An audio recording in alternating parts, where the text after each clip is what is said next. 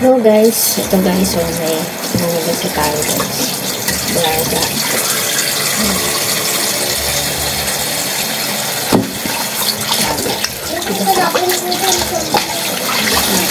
Sinugasan na ito guys eh. Sinugasan na ito. Ngayon gusto na para makita nyo. Then, takpan muna natin kasi papalikit tayo sa labas. Ayun guys, magluluto tayo ng bopis.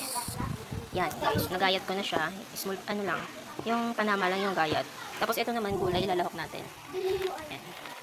Ihahalo natin. Then ito, luya dilaw, luya, tsaka bell pepper, tsaka sili, oyster, then laurel, then onions. Ito rin ay paminta.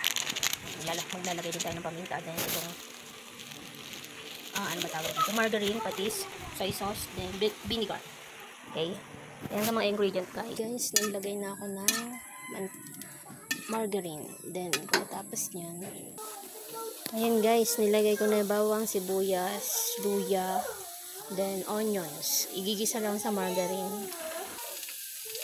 Then yan guys, nilagay ko na yung baga ng baboy. Ayun guys, nilagyan ko na siya ng nor. Nilagyan ko na lang siya din ng oyster sauce, suka, toyo, patis. Yan. Nilagyan natin para haluin natin.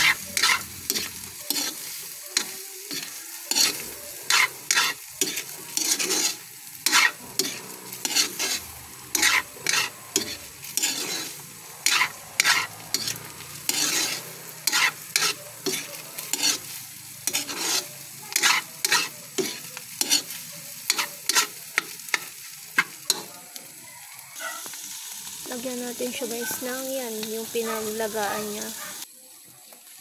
So, bago natin lagyan ng pinaglagaan niya, nilagay ko muna yung gulay para yung lasa niya ay masipsip ba. Okay? Lagyan na natin ng sabaw. Ayan na guys, oh.